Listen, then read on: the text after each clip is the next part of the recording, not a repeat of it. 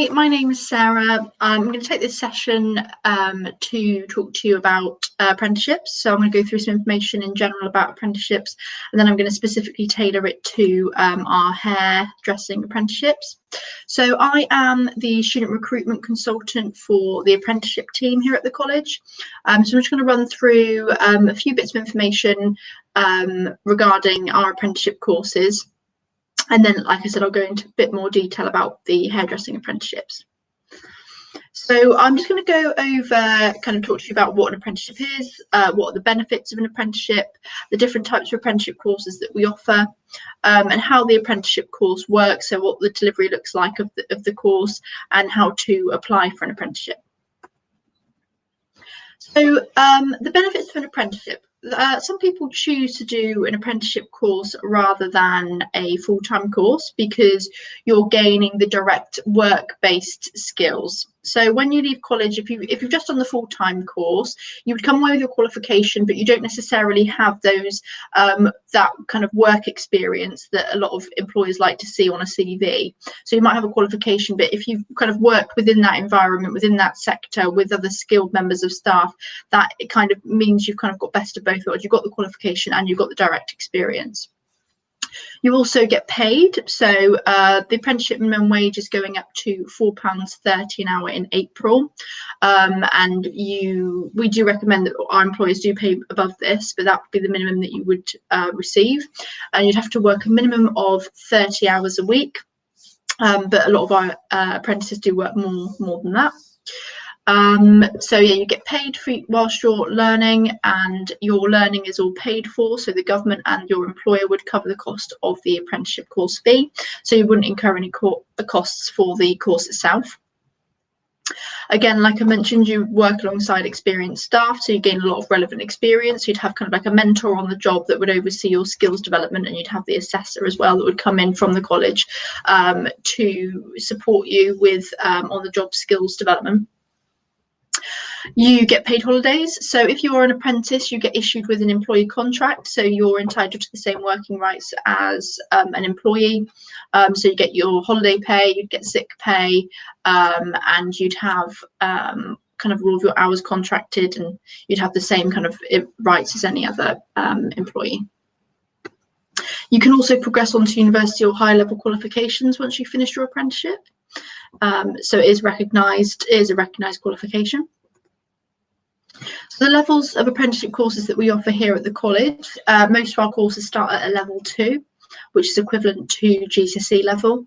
We also offer a lot of our courses at level 3, which is equivalent to A level, and we also offer degree level courses as well. So not all of our sectors offer degree level apprenticeships, but a number of them do, and we're kind of adding to the degree level courses that we're doing each year.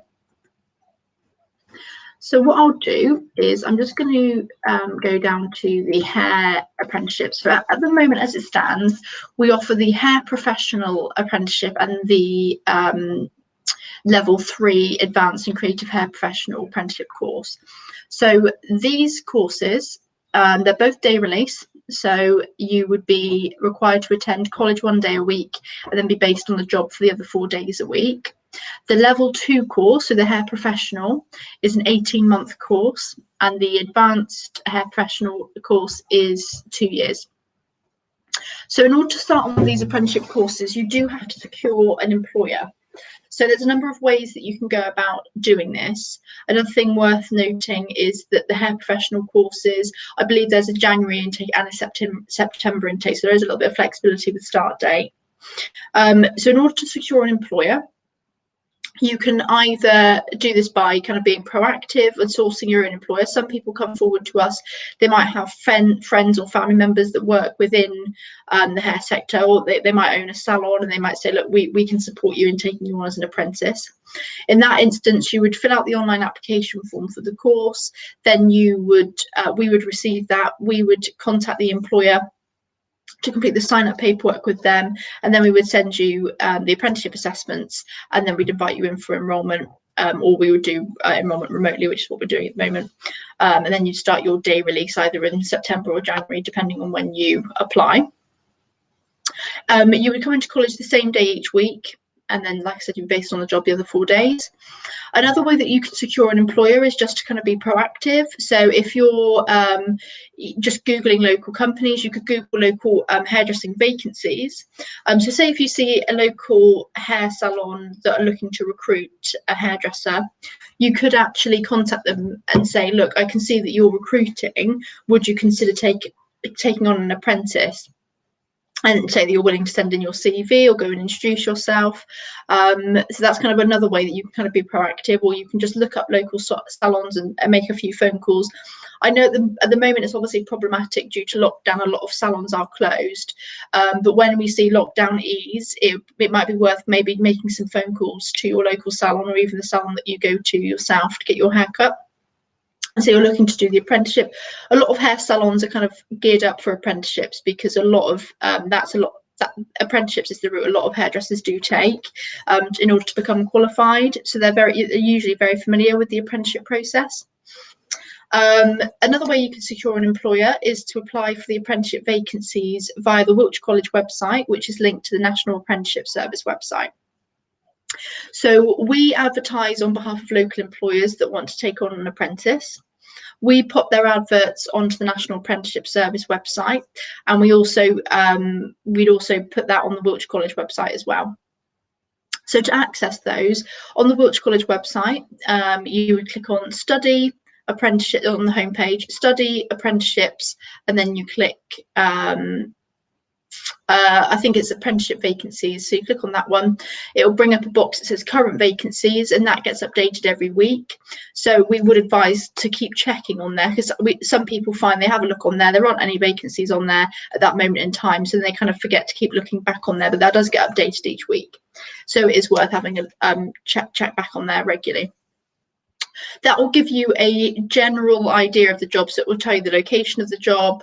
I think it says the salary and the title of the apprenticeship, and then what you would do is click apply, and that would take you to the full job description, which is on the National Apprenticeship Service website. And if you haven't already, you will need to create an account with the National Apprenticeship Service website. Once you've created an account, you'll be able to access all of the hairdressing apprenticeship vacancies that are live on there at the moment. And it will come up with a formatted application form. So all the application forms are the same. There's just a couple of questions at the bottom of each application form that are specific to the employer. So what we would advise you do is log all of your details. So then every time you load up a new application, your details will be, most of the details will already be infilled, so it'll save you time. You can also receive email and text alerts, so when a new hairdressing vacancy comes forward in your area, you'll be notified of that, so then you can apply. With the online application form, what we would advise is that you should put your predicted GCSE grades on there, and also, or if you've already achieved your GCSEs, you put those on there as well, or functional skills for maths and English. It's really important that you put those on there, because if you don't, they won't necessarily, your application won't be handed over to the employer. So that's really important that you add that. We also advise learners filling out these applications to make sure that you answer every question. So some of our vacancies, we get, a handful of people apply, 5 or 6, and then other vacancies we get up to 50 plus. So some of the apprenticeship vacancies are really competitive. So make sure you want to stand out from the crowd. So make sure you're answering every question in full. Talk about why you're passionate about becoming a hairdresser. And kind of, you want to sell yourself. So you want to make sure that you're getting an interview. So what happens then is we would receive your application if it was one of our vacancies. But like I mentioned, it is a national website, the National Apprenticeship Service website. So you'll see vacancies on there from all different training providers, different employers. It won't necessarily be just from us. If it's one of ours, we'll receive your application. We screen it for maths and English, and then send your application over to the employer. They would then decide who they want to invite for interview, and they would contact you directly. And then you would go in for an interview, and it would be similar to any other kind of job interview process. We would then be notified if you were successful. We would contact you to complete some apprenticeship assessments. We'd complete the sign-up paperwork with the employer, and then we'd get you in for enrolment, or we would contact you to do enrolment online. So that's kind of how the process works. What we also advise, if you're a learner under the age of 18, is if you don't already have an employer, say by mid-August, we would also say apply for the full-time course as your backup option. So if you're under 18, you do by law need to be in some form of full-time education.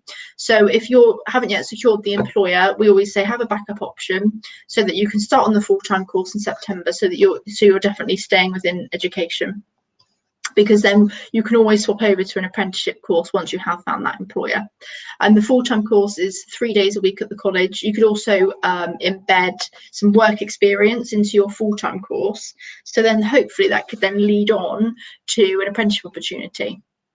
So that would be the best advice that we would give. So, you know, contact friends and family, see if they have scope to take you on as an apprentice, if they work within the sector you're interested in.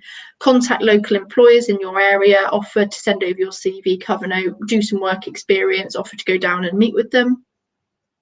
If you find your own employer, complete the online application form for the course and we'll do the rest, or give us a call and we'll do the rest. Or you can apply for the vacancies via our website. And we would process these and we would be made aware if you've been successful in those.